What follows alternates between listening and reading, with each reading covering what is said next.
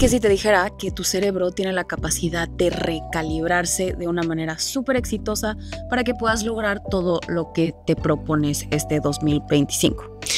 Me da muchísimo gusto tenerlos aquí, empezando el año. Mi nombre es Cintia Luna, soy neuropsicóloga y soy la host de El Lugar Correcto.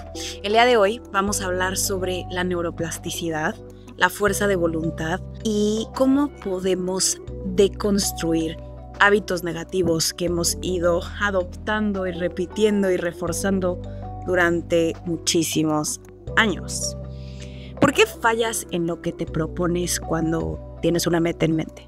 Una de las razones es por la que normalmente nos ponemos metas inalcanzables. Queremos hacer demasiadas cosas en muy poco tiempo y no somos realistas. Nos distraemos porque hay demasiados gatillos y de repente sabemos que a lo mejor prender la tele cuando llegamos de trabajar no es la mejor opción. Sin embargo, es la opción más accesible porque vemos el sillón ahí, a lo mejor nuestra ropa para hacer ejercicio está en el closet, entonces tenemos que subir para ponernos los tenis.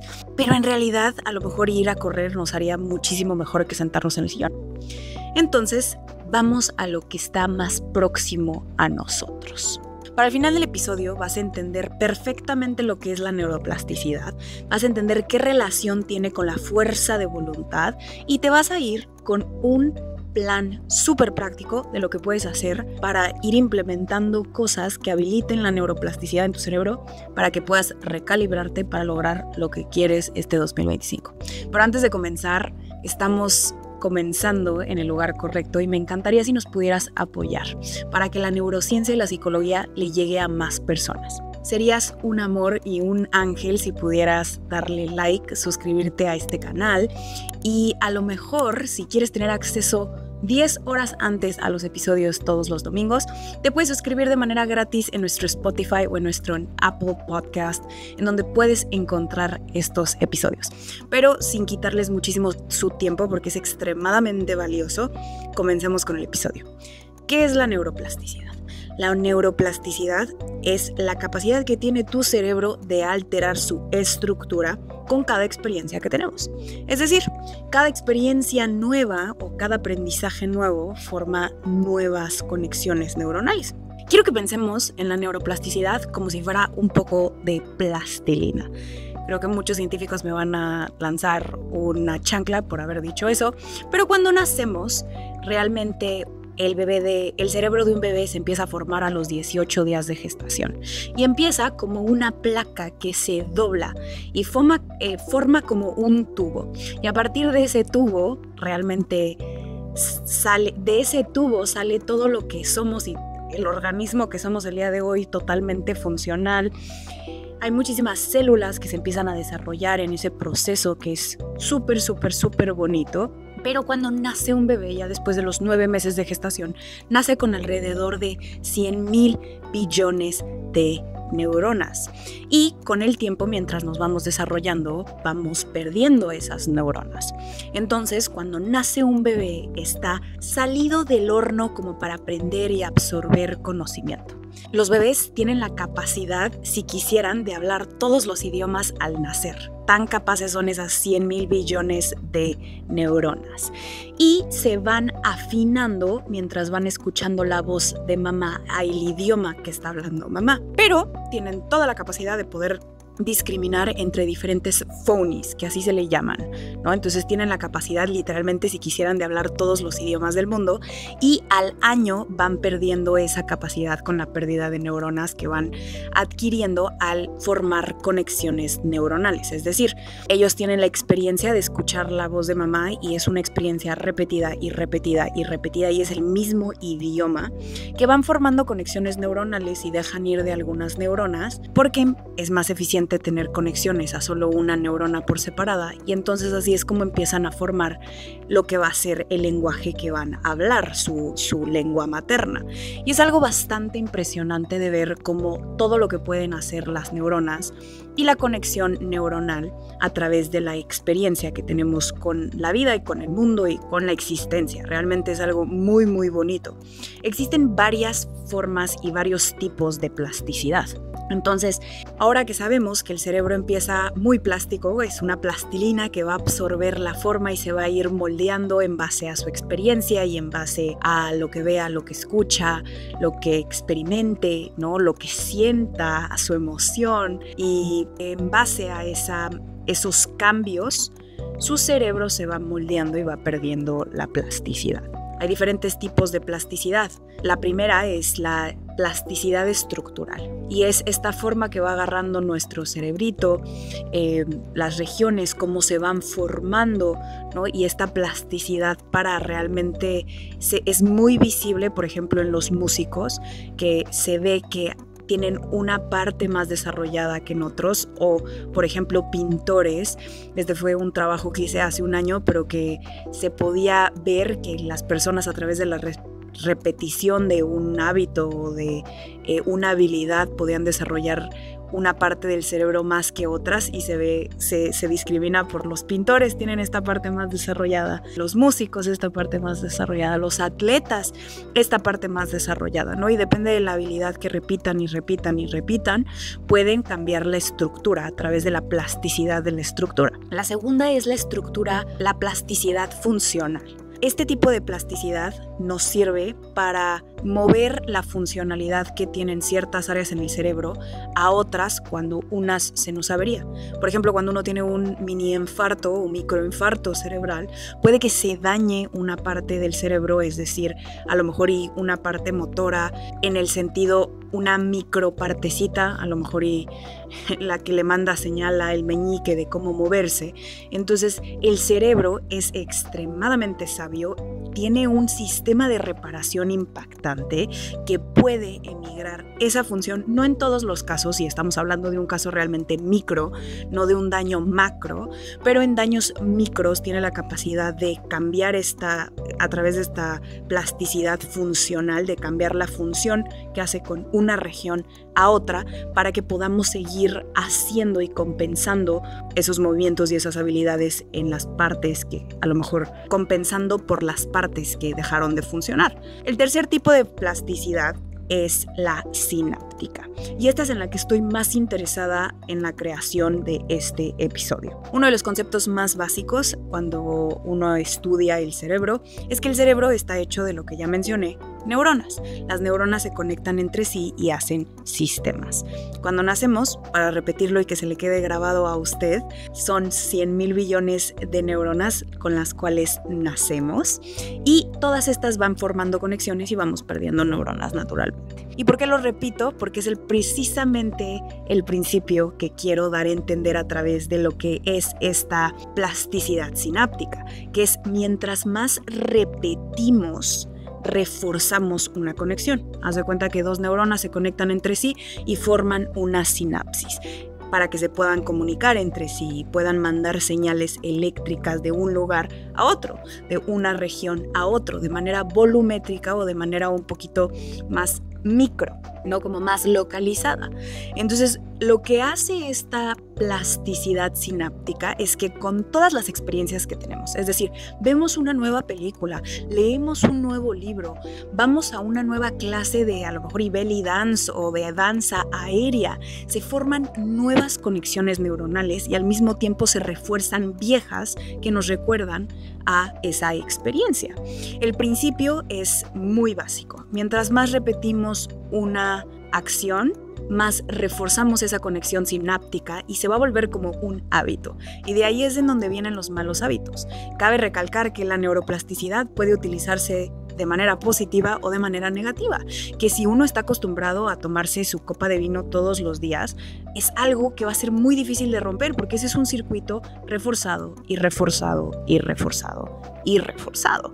Que si alguien está acostumbrado a chismear y a hacerse a la víctima, pues es un circuito y es un mecanismo y es un patrón reforzado y reforzado y reforzado y reforzado. Sobre todo si el entorno le permite serlo y se junta con puras personas que se la viven salvando a la persona y se la viven estén compensando por todas las inhabilidades de la víctima, pues claro que nunca va a aprender porque el entorno nunca le va o lo va a activar a que aprenda. ¿Por qué? Porque es algo ya tan repetido que está dentro de nuestro sistema.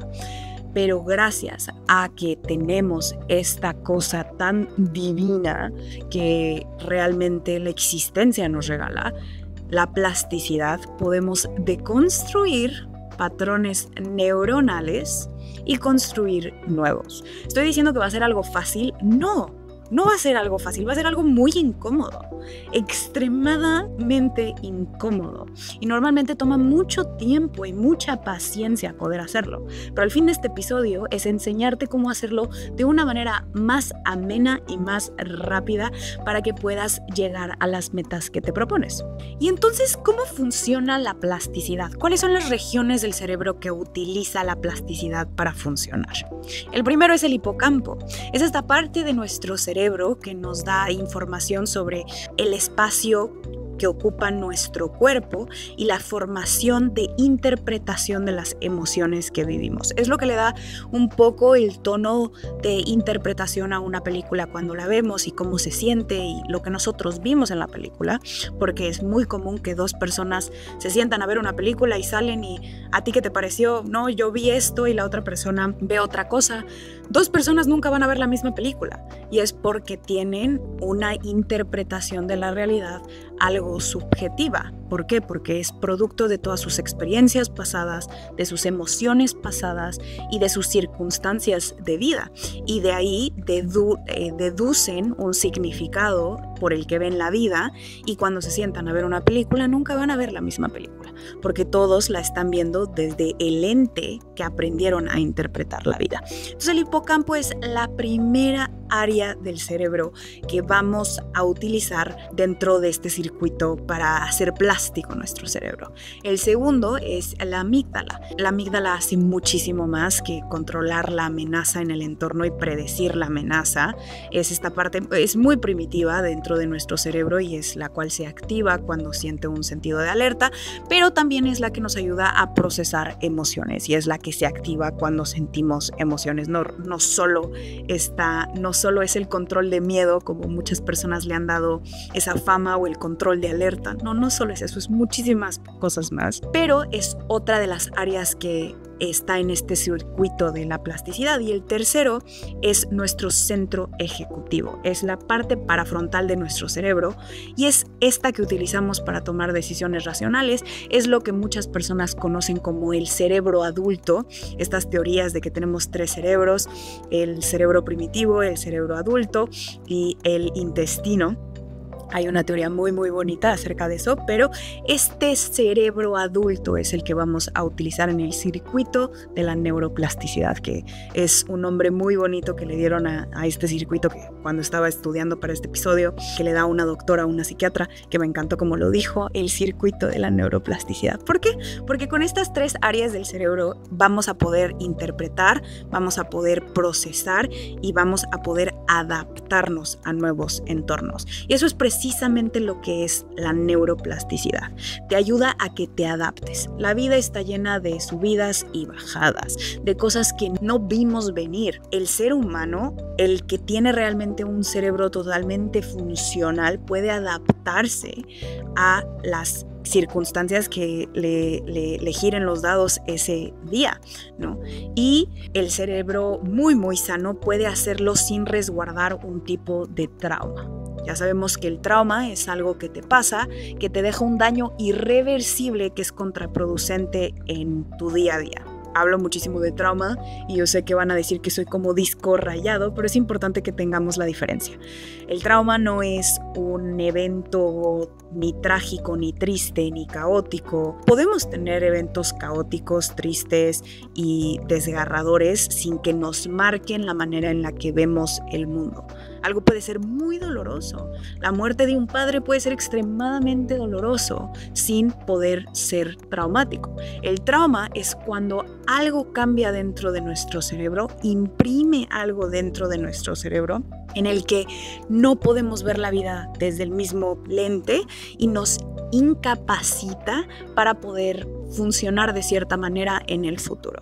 Entonces, realmente lo que se ve en muchas personas es que las decisiones que toman es producto del trauma, es decir, la adicción a ciertas conductas, el alcohol, el azúcar, hasta el ejercicio, podríamos decir, pero cualquier tipo de adicción realmente es producto de querer perseguir un sentido de alivio. Y solo una persona que se siente atrapada y siente que tiene que hacer algo para sentir un alivio es una persona que está enferma. Y eso es lo que realmente se ve en estos patrones de conducta adictivos, sea lo que sea. Puede ser compras, puede ser la meditación y hasta el yoga extremo, puede ser lo que sea. Pero cualquier actividad que se haga desde este sentido de alivio realmente proviene de un dolor. Cualquier persona que quiera huir y tener un alivio de algo es porque hay un dolor que no ha sido cuidado de la manera correcta. Y entonces no quería hacer este episodio sin dejar de mencionar que muchas de estas conductas que hemos ido aprendido con el tiempo provienen a lo mejor y de una infancia negligente en el que mamá y papá no nos pudieron ver, entender y escuchar y darnos el entorno correcto para desarrollar una buena estructura del ser, para desarrollar un buen manejo emocional, procesamiento emocional, para poder manejar y poder aprender la reparación en relaciones, ¿no? Cómo se reparan las relaciones y cómo uno puede ser vulnerable en relaciones sin borrarse a uno mismo. Y hubo muchas cosas que a lo mejor y no pudimos aprender por la circunstancia de vida, el tiempo, las necesidades de la familia, etcétera, etcétera, etcétera.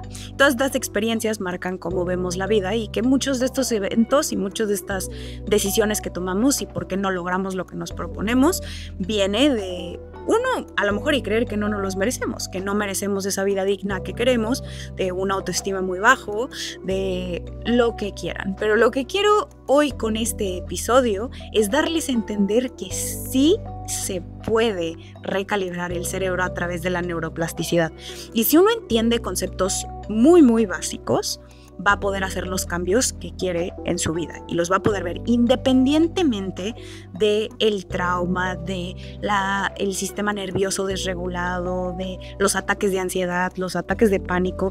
¿Y por qué lo digo con tanta seguridad? Es porque yo era esa niña hace 2-3 años que me daban ataques de pánico que realmente no sabía qué hacer, y fue en los principios que voy a mencionar, que he aprendido en mi experiencia y no solo a través de la investigación y a través de mi carrera, sino que son los principios que pude implementar que realmente me ayudaron a recalibrar mi comportamiento para hoy poder disfrutar de donde sea que esté y poder sentirme en paz y no tener que ir buscando un sentido de alivio. Hay esta teoría de que el cerebro con el tiempo se va endureciendo. Es decir, que nacemos con estas 100,000 billones de neuronas y las vamos perdiendo, y al perderlas, obviamente con la edad, con a lo mejor y el estrés que llevamos en nuestra vida, el cerebro se va endureciendo y va perdiendo su plasticidad. Sin embargo, esto es completamente erróneo, ya que hay ventanas de neuroplasticidad. La neuroplasticidad es también esta habilidad de absorber conocimiento, pero tampoco es buena al 100% en todos los momentos. El cerebro tiene este sistema muy sabio en el que maneja una homeostasis y abre y cierra ventanas de neuroplasticidad a lo largo de la vida y a lo largo del tiempo, porque tampoco está muy padre que todo el tiempo estés absorbiendo conocimiento nuevo. Si lo piensan muy bien en su propia vida y en sus experiencias de vida, que estoy segura que tienen muchísimas, hay una fase en la que uno está desarrollando y está creciendo nuevas ideas, y después hay otra fase en la que uno las arraiga. Es decir, cuando estás aprendiendo a manejar, pongamos el ejemplo, estás aprendiendo a manejar y entonces necesitas la plasticidad para más o menos ser receptivo, para ver qué coche viene atrás, si es manual, mueve el clutch, las velocidades, si es automático, retrovisores, etcétera, etcétera, etcétera. Pero llega un punto en el que tu cerebro lo tiene que hacer de manera eficiente para que no todo el tiempo estés absorbiendo este nuevo conocimiento de los retrovisores retrovisores, y ahí es cuando se empieza a arraigar un poco el conocimiento y se empieza a automatizar. Y eso lo hace con ayuda de una parte en el cerebro que es el hipocampo, el automatizar el conocimiento para que sea un poquito más eficiente y que puedas hacer esas cosas sin pensarlas tanto.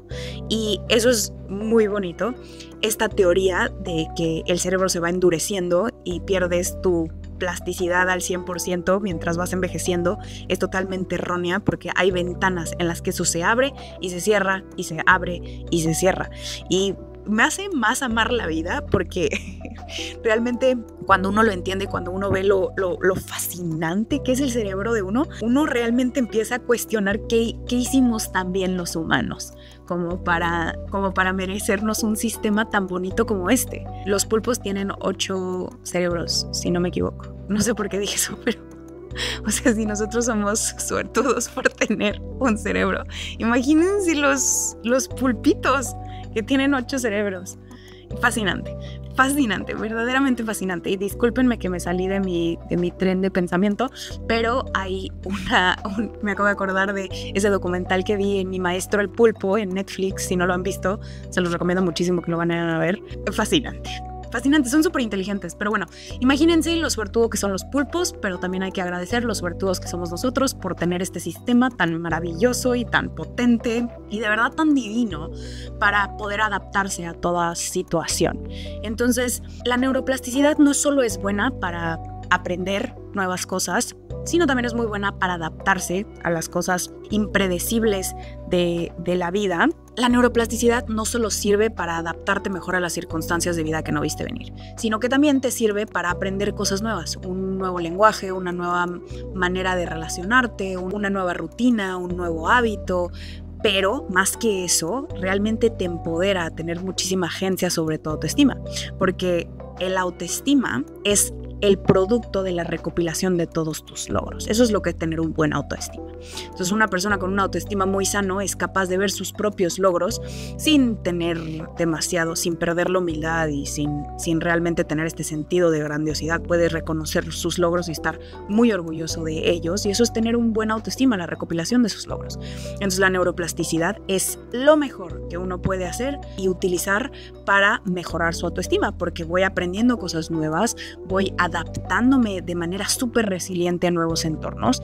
Y el tercero es que como logro cosas nuevas, recopilo más logros y mejoro obviamente mi autoestima, y al mejorar mi autoestima mejoro mi relación conmigo misma. Y cuando mejoro las relaciones que tengo conmigo misma, automáticamente mejoro las relaciones que tengo con las demás personas.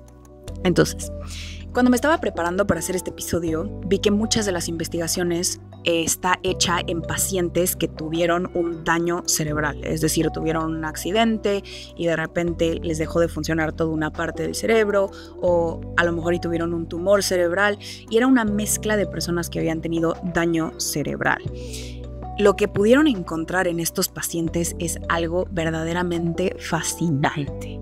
Encontraron que cuando implementan terapia de rehabilitación cerebral, luego, es decir, un día después de que a lo mejor y tuvieron el infarto, o un día después de que fue el choque y tuvieron daño cerebral, implementan la terapia de rehabilitación un día después de que fue el accidente o fue el evento, la recuperación es muchísimo más rápida que si la empiezan a implementar una semana después. ¿Por qué?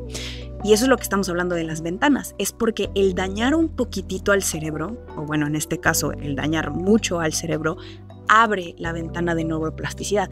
Es como si el cerebro estuviera en un estado frágil y vulnerable y habilita este mecanismo de reparación en el cerebro, y entonces haz de cuenta que es como cuando vas a editar un sistema y de repente estás, no sé, pongamos la analogía de cuando borras fotos y videos en tu celular y entonces le pones seleccionar y estás seleccionando, y como que por un momento están todos las bolitas para seleccionar las fotos están abiertas, ¿no? Y están receptivas. Y esa es la analogía que más o menos se me ocurre cuando veo este tipo de casos, que es que después de un daño o de una alteración, pasan estos mecanismos de reparación que se activan y que son muy plásticos en un momento y que después se vuelven a cerrar, como si fueran ventanas que se abren y que se cierran, ¿no? Entonces, ¿esto qué nos quiere decir? Que tiene que haber un poco de daño en el sistema para poder repararlo, ¿no? Y no nos tenemos que ir al extremo a tener un accidente de daño cerebral como para poder entender lo que este tipo de investigación nos dice.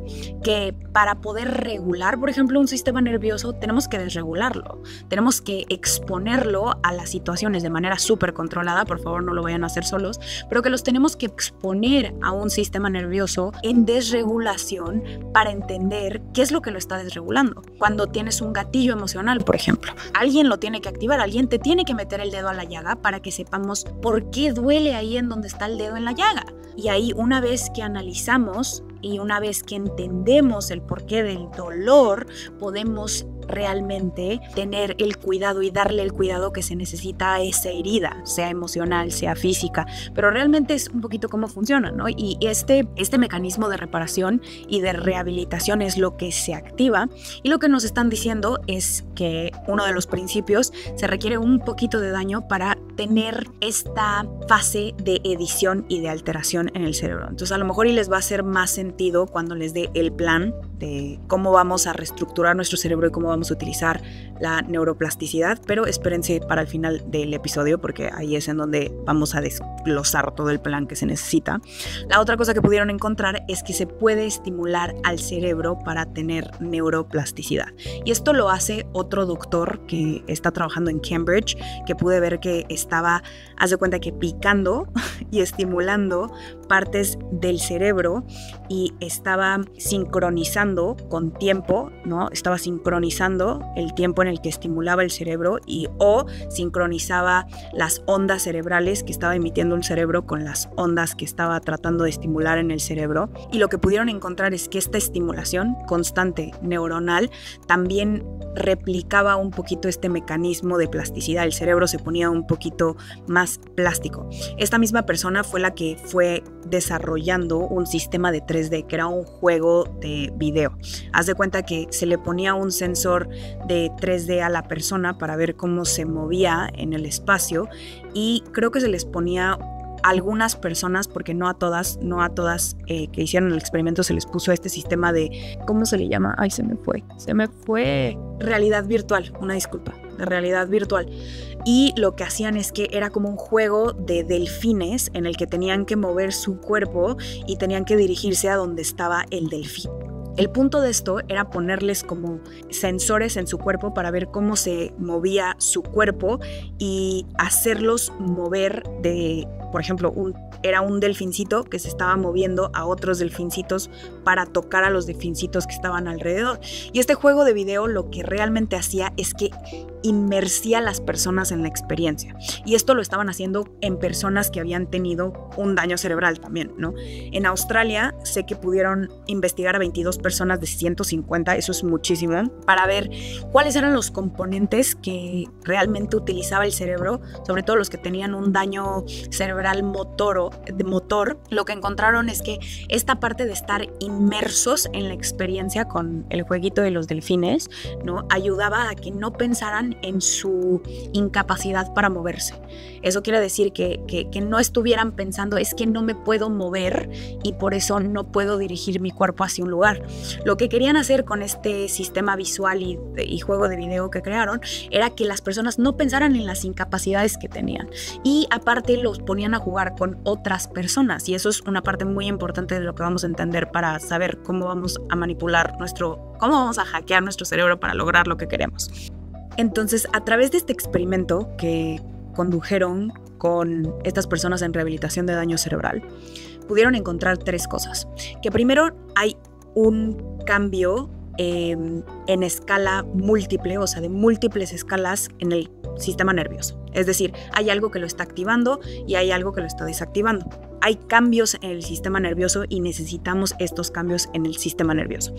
Lo segundo que pudieron encontrar es que la repetición, por ejemplo, en el juego del delfín, la repetición del movimiento hacia los delfines, y aparte estaba divino el juego. Voy a ver si puedo adjuntarles un video de cómo se veía el jueguito para que lo puedan ustedes ver en pantalla. Para las personas que me están viendo en Spotify y en Apple Podcast, les mando un abrazo, a lo mejor y me puedan ver en YouTube y de paso se puedan suscribir, no sean gachos.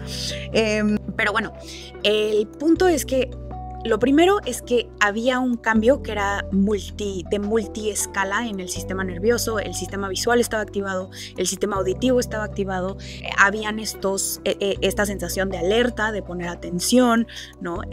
Habían estos cambios en el sistema nervioso. Lo segundo es que había esta repetición, la repetición y la repetición y la repetición de un movimiento. Y la razón por la cual necesitaban esta repetición es porque haz de cuenta que tienes una plastilina, pero para poder moldear la plastilina tienes a lo mejor que repetir un movimiento. Es decir, por ejemplo, en Play-Doh quieres hacer un castillito, ¿no? Y para poder hacer castillito vas a tener que moldear y moldear y moldear y moldear la plastilina hasta que te quede tu castillito, ¿no? Pues es lo mismo con el cerebro. A través de la repetición lo que hace es que el cerebro va esculpiendo, si lo dije bien, si no, una disculpa, pero es como si fueran un escultor, ¿no? Y va realmente haciendo su figurita y su figurita y su figurita hasta que quede el modelo que quiere y hasta que quede lo que quiere obtener el cerebro, ¿no? Entonces, un cambio en el sistema nervioso, muchos cambios en el sistema nervioso. 2, repetición. Y la tercera cosa que fue súper importante de estos, y yo creo que lo principal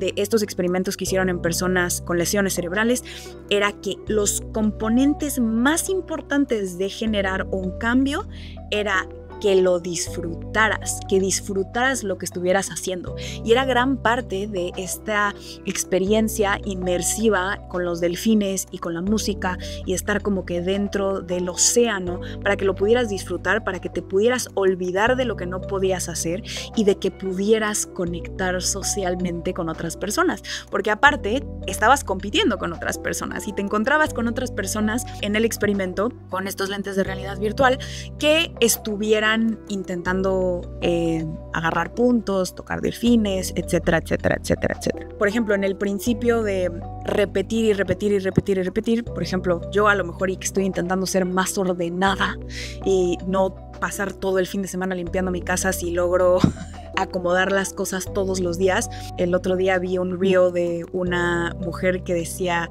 "Don't put it down, put it away".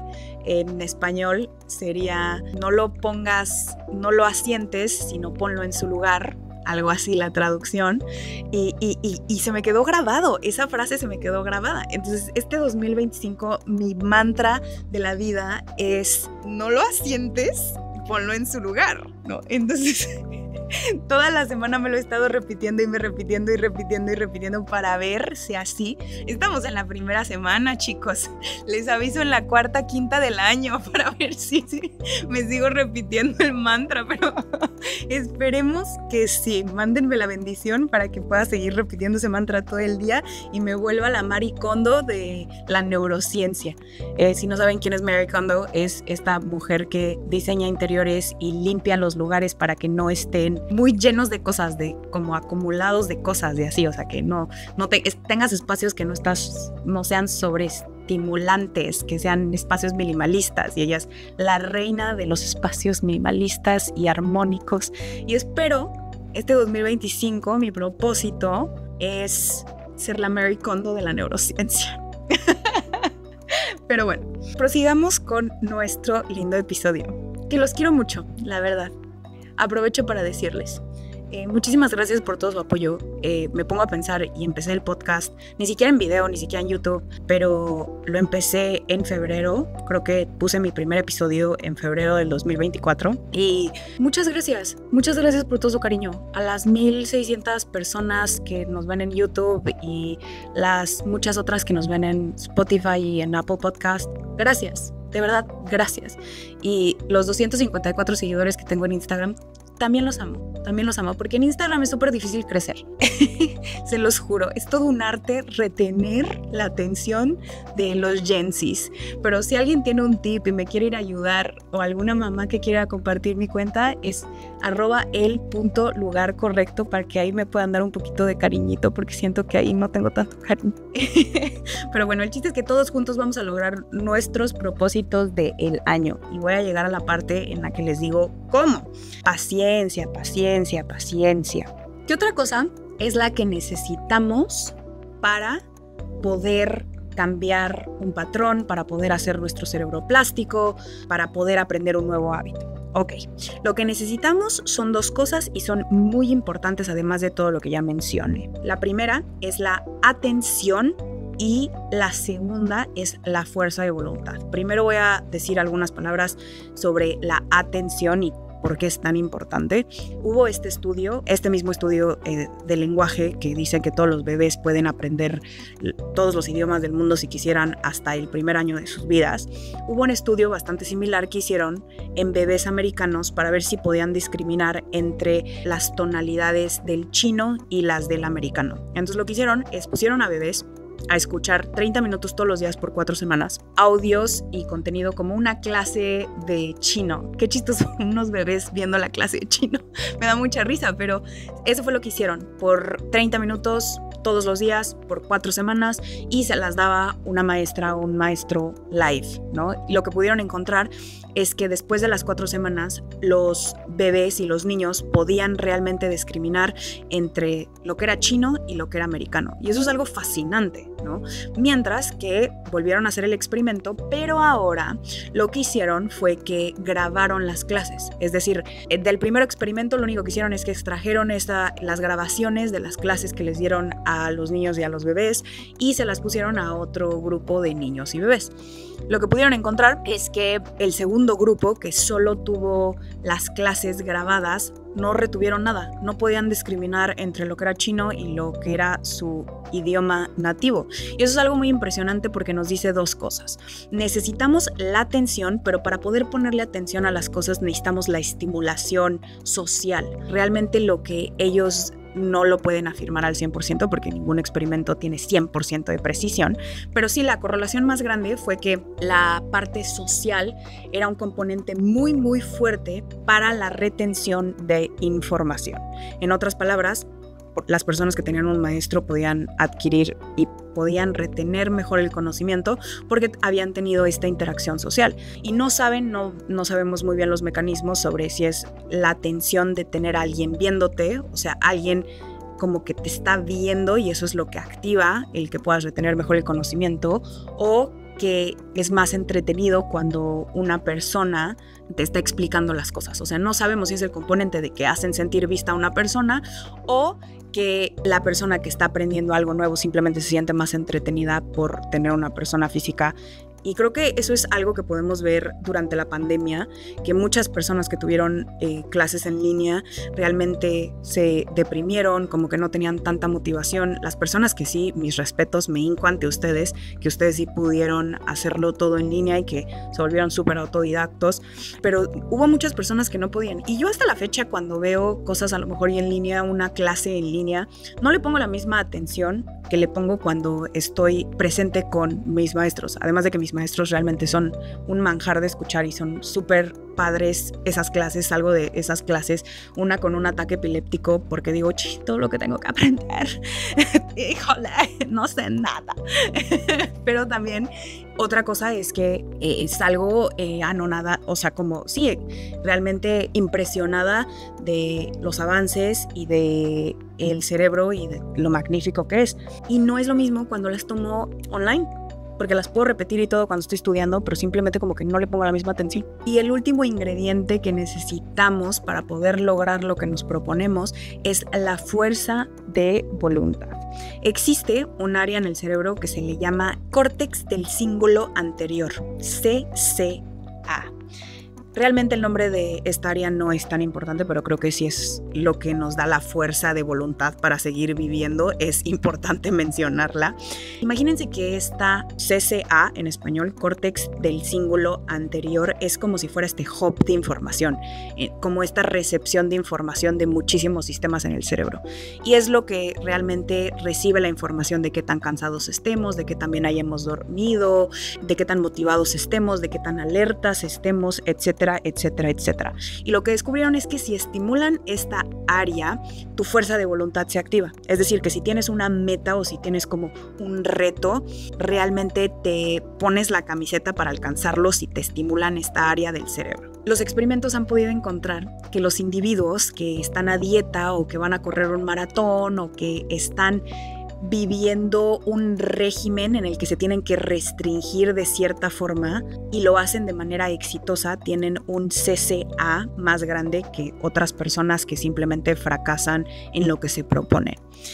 Y esto es bastante importante, ¿por qué? Porque quiere decir que la fuerza de voluntad se puede activar y se puede desactivar, y que mientras más practicamos la fuerza de voluntad a través de la repetición y a través del segundo principio de la neuroplasticidad, realmente podemos hacer esta parte del cerebro crecer, y también se puede disminuir el volumen en esta parte. Se ha encontrado que en lo que va pasando la vida, dicen que las personas con la edad se van deteriorando, pero que hay manera de poder preservar y crecer esta área de fuerza de voluntad para manejar ciertos retos, para restringirnos en la comida y a lo mejor y comer de manera más balanceada, de tener siempre una mente activa y de que el cerebro no se deteriore tanto con el tiempo mientras va pasando la vida y vamos envejeciendo. Y esta es una teoría que apenas está saliendo, pero lo que se dice es que las personas que, por ejemplo, se ponen una meta, pero que, y ese es el riesgo, chicos, de no lograr lo que nos proponemos, que se ponen una meta, pero que no la logran y que a lo mejor y no la quieren hacer, lo que va pasando es que esta parte va perdiendo volumen a través de dejar de activarse y poco a poco como que se va, ¿cómo diría? Aplanando es la palabra, sí, flatten out, aplanando. Pero otra cosa que pudieron encontrar, y esto es algo importante, chicos, esto es algo muy importante, chicos, es que solo tienes los beneficios de, por ejemplo, restringirte de una dieta o de correr un maratón, esos beneficios de mejorar tu salud cardiovascular, no en su totalidad, porque creo que hay cierto beneficio cardiovascular cuando lo haces, pero que es muchísimo mayor cuando lo haces voluntariamente. Y para eso, otro experimento. Pusieron animales en jaulas. Una de las jaulas estaba súper apretada y solo había una rueda para mover, que los ratoncitos la movieran. Y en la otra jaula había espacio suficiente y jueguitos como para que jugaran y pusieran una rueda. ¿Esto qué nos quiere decir? Que lo que estaban tratando de averiguar era cómo se comportaban los ratones y cuáles eran los beneficios en los ratones en movimiento voluntario y movimiento forzado. Es decir, las ratas en la jaula con espacio reducida, pues estaban siendo forzadas a mover y a mover y a mover y a mover la rueda, mientras que las ratas que tenían más espacio podían elegir si querían jugar con la rueda o jugar con los juguetes o simplemente echarse porque tenían muchísimo espacio. Y lo que pudieron encontrar es que el beneficio de, por ejemplo, la regulación de la presión arterial, bajar un poquito los niveles de glucosa, etcétera, etcétera, etcétera, se veía de manera muchísimo más tangible y muchísimo más elevada en las ratas que podían elegir si jugar, si dormir o si correr. Mientras que en las ratas que tenían a fuerzas que estar en la rueda, el estrés era tan alto, el componente del estrés era tan alto que no podían gozar de los mismos beneficios. Lo cual me lleva a entender que la fuerza de voluntad y esta área sí crece siempre y cuando estemos disfrutando lo que hacemos.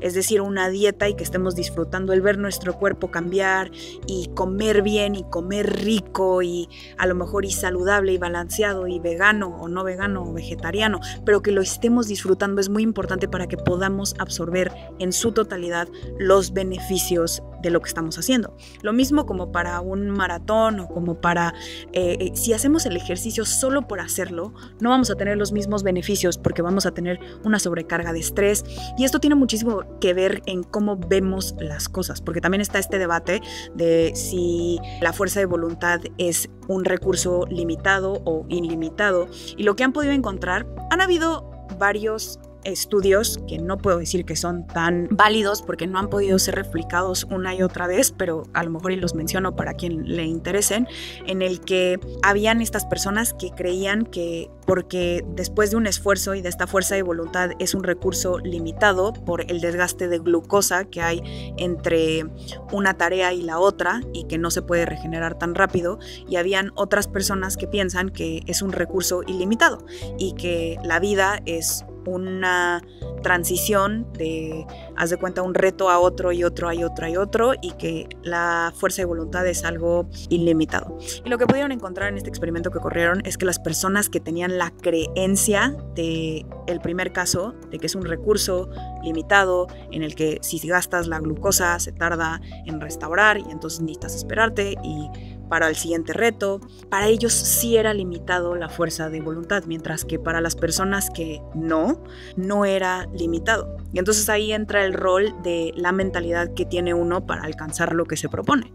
Y que si uno piensa que lo va a lograr y uno piensa que se merece que lo va a lograr, es un componente muy, muy grande para poder alcanzar lo que sí queremos. Y esto no es nada más piensa positivo y lo lograrás, porque no, pero sí hay una parte y un componente de que empieza en lo que pensamos y después empieza en lo que decimos y después termina en lo que hacemos, y en la repetición de esas tres cosas sí se puede lograr lo que nos proponemos.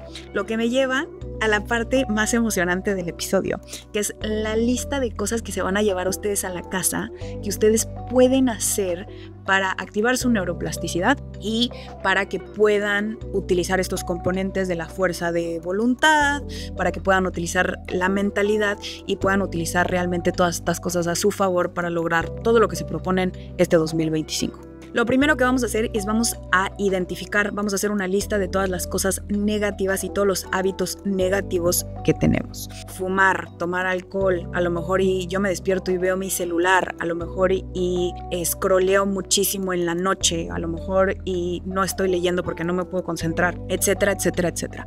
Lo primero que vamos a hacer es vamos a poner el hábito y al lado vamos a identificar disparadores. Es decir, los disparadores son las cosas que nos activan este craving, esta ansias por hacer esa cosa. Es decir, si yo no quiero usar mi celular en la noche, pues entonces no lo tengo al lado de mí, lo tengo a lo mejor en el buró, lo tengo en la cocina para no usarlo en la noche ni en la mañana cuando me despierto luego. O sea, que se me empuje a salir de mi cama para tener que ir por mi celular y no hacerlo en mi cama, que lo hace muchísimo más fácil. Entonces, al lado de todos los hábitos negativos, vas a identificar los detonadores, los disparadores. Y lo que vamos a hacer es vamos a redirigir los comportamientos. Es decir, a lo mejor yo no puedo tanto como no ver mi celular en la mañana, pero sí lo puedo hacer fuera de mi cama. Entonces puedo dejar mi celular en la cocina para que eso me obligue a levantarme y a redirigir mi comportamiento. O sea, cambiar a lo mejor y verlo en la cama al lado de mi buró a verlo en la cocina. Y ese simple hecho de levantarte ya activó tu sistema visual, activó tu sistema de movimiento hacia enfrente y activó otras regiones que pueden que te ayuden a poner en marcha tu cerebro y activarte un poquito para que pienses un poquito mejor las cosas. Lo tercero es que vamos a reforzar una recompensa cada vez que hagamos algo que nos salió bien. Entonces, haz de cuenta que redirigimos el comportamiento de dejarlo en la cocina. Entonces, voy a reforzar mi comportamiento de haberlo dejado en la cocina. Como a lo mejor una noche antes preparo mi cafecito para nada más ponerlo en la estufa y que empiece a hacerse, ¿no? Entonces, bajo a la cocina y lo primero que hago es pongo mi cafecito, ¿no? Ahí. Y entonces, mi recompensa a lo mejor es utilizar 5 minutos mi celular ahí en la cocina en lo que está mi café. Y así sucesivamente. O sea, vamos a ir analizando los comportamientos negativos, los detonadores de esos comportamientos negativos. Mi favorita es si pasas por una panadería y quieres dejar el pan dulce, a lo mejor y vete por otro lado de tu casa, o pasa cuando ya esté cerrado, o redirige ese comportamiento a algo más. Te iba a decir pasa a la panadería, pero solo a saludar al panadero y no compres nada. Ay, esquizofrénica la niña salió aquí, pero no es cierto, eso está muy cruel. Pero redirige el comportamiento, a lo mejor y en lugar de pasar por ahí, vete por otro lado, a lo mejor y no sé, márcale a una persona que te distraiga de esta sensación de querer pararte en la panadería y dile, a ver, cuéntame un chiste, cuéntame el chisme de Mr. Doctor y Marifer Centeno, no sé, pero algo que redirija ese comportamiento para que no realmente no estés tan en contacto con estas ganas de caer en el vicio. Pero bueno, vas a hacer las metas difíciles ¿Por qué? Porque necesitamos o sea, si las metas son demasiado fáciles de alcanzar, entonces realmente no nos generan ni el placer ni la satisfacción necesaria, porque en el capítulo de la dopamina aprendimos esta regla de pain before pleasure, de dolor antes de placer y de hacer cosas dolorosas que después nos van a dar una recompensa, y necesitamos que sean lo suficientemente difíciles como para activar este nivel, este sistema de recompensa, este sistema de satisfacción, este sistema de orgullo y de placer y de fuerza de voluntad, porque si es demasiado fácil entonces no nos interesa. Entonces las metas tienen que ser difíciles pero disfrutables. Tenemos que encontrar actividades que nos reten. Por ejemplo, correr. Ahorita que no he corrido casi nada porque me ha gustado ser una papa de sofá, lo que voy a intentar hacer es correr todos los días 20 minutos en la mañana. Eso es muy retador todos los días de 0 a 100, pero a lo mejor y lo hago 3 días a la semana, ¿no? Y eso es lo suficientemente difícil, no es tan difícil como los 7 a la semana, pero 3 es la suficientemente difícil, ¿no? Entonces lunes, miércoles y viernes me voy a parar y voy a correr 20 minutitos. Nos tenemos que rodear de personas que tengan metas similares. Eso es algo súper importante porque lo social es lo que activa que nos mantengamos accountable, nos mantengamos, discúlpenme el Spanglish, pero que nos mantengamos realmente entretenidos y que alguien nos mantenga, alguien nos rinda las cuentas, ¿no? Es decir, si quiero ahorrar, le digo a mamá, oye mamá, quiero ahorrar, y mi mamá me va a estar diciendo todo el año, oye, no que ibas a ahorrar, oye, no que ibas a ahorrar. La parte social, por eso funcionan las tandas, algunas tandas, porque luego hay gente tranza, pero las tandas funcionan bien porque entonces todas las personas están poniendo dinero y en septiembre le toca una persona, en octubre le toca otra persona, etcétera, etcétera, etcétera. Y es este componente social en el que obviamente le queremos caer bien a la gente y le queremos ser aceptadas por las personas y no queremos que la gente piense que somos unos rateros. Entonces, pues la parte social también es importante para que podamos alcanzar esas cosas.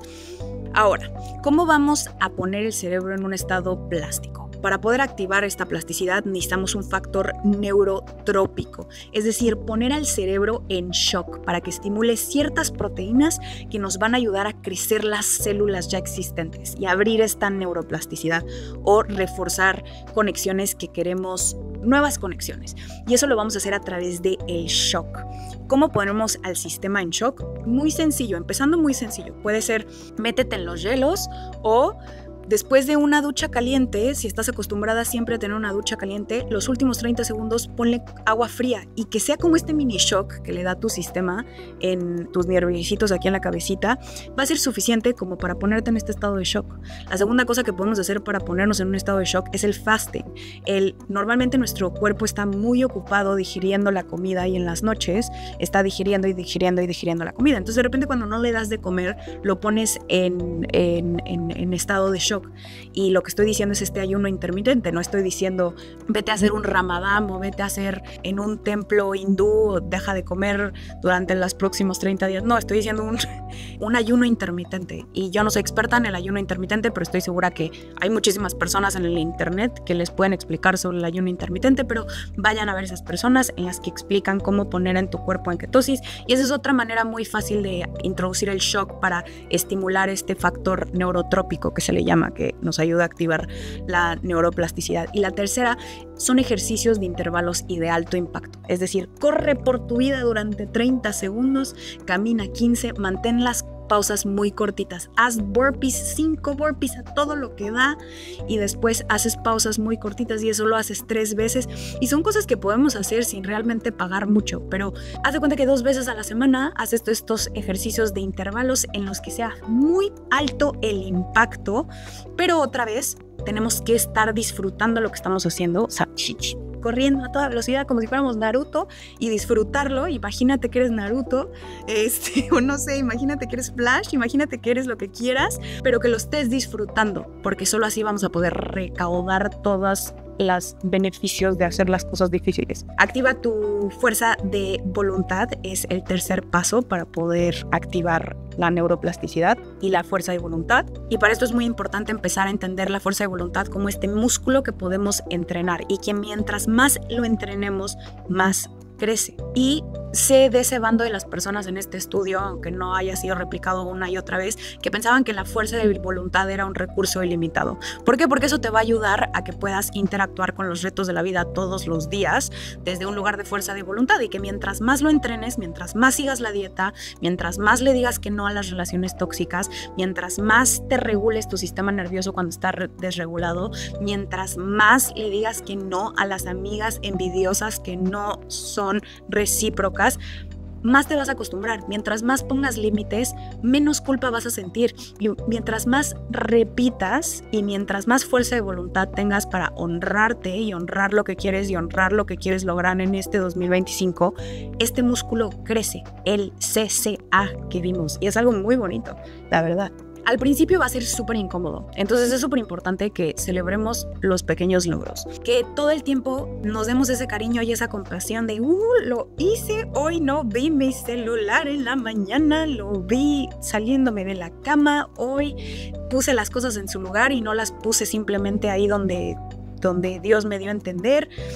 Hay que celebrar todos los logros porque es una manera también de recompensarnos en ese momento, y cada vez que nos recompensamos después de haber logrado algo, aprendemos y reforzamos lo que aprendemos. La quinta cosa es que hay que evitar la monotonía. Una vez que uno se acostumbra demasiado, y yo sé que parece que es un poco contraproducente por lo que estoy diciendo, es repetir y repetir y repetir y repetir una acción hasta que realmente seas un maestro en ella, pero hay que evitar tener una monotonía. Es decir, que si uno corre todos los días en la caminadora, a lo mejor y no va a ser sustentable a largo plazo.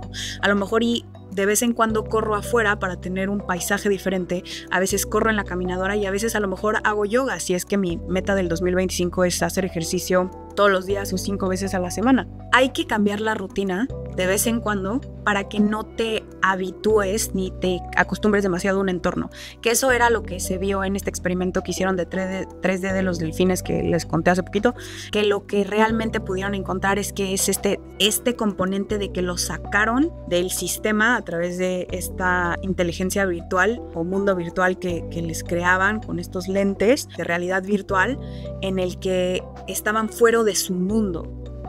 Era fuera de lo que ellos estaban acostumbrados, que realmente ayudó muchísimo a generar este cambio de que ellos pensaran, porque eran pacientes, recuerden que eran pacientes que tenían daño cerebral, entonces que eso les ayudaba muchísimo a no pensar en que tenían eso, porque estaban fuera de la rutina y fuera de algo común. La sexta y última cosa, pero más importante, es hay que prestar atención. Hay que ir a los lugares en los que se nos sea fácil prestar atención. Hay que dejar de utilizar demasiado el celular, hay que dormir bien 8 horas para que el cerebro se pueda recuperar. Hay que hacer esos hábitos que ya sabemos que no tenemos que repetir en este podcast, pero que ya sabemos que nos van a ayudar a concentrarnos mejor. Dormir mejor, a lo mejor y tener mejores hábitos con el celular, aprender algo nuevo todos los días, por lo menos 20 minutitos, ¿no? El libro, ponerlo al lado para... Si son 5 páginas, son 5 páginas, ¿no? Si es meditación, ahí está también teoría de que la metacognición es algo que ayuda muchísimo, la conciencia de uno mismo, hacerse consciente de uno mismo. Por eso la terapia ayuda muchísimo a este tipo de cosas.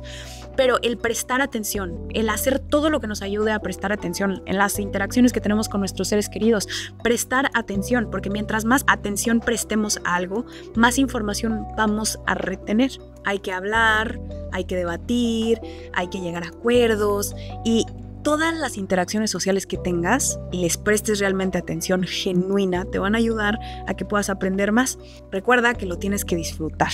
Recuerda que tu pasado no define tu futuro.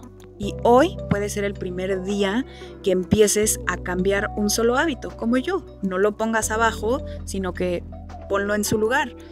No lo dejes ahí, ponlo en su lugar. Podemos todos llegar a reforzar todos los hábitos que decidamos empezar hoy. Ni el trauma, ni la vida, ni la negligencia de tu infancia te define ni te define en el futuro. Hoy podemos elegir a través de nuestro cerebro y utilizar estas herramientas divinas que nos regala el cerebro para decidir qué es lo que sí vamos a lograr en el 2025. Merecemos tener lo que queremos si sabemos trabajarlo.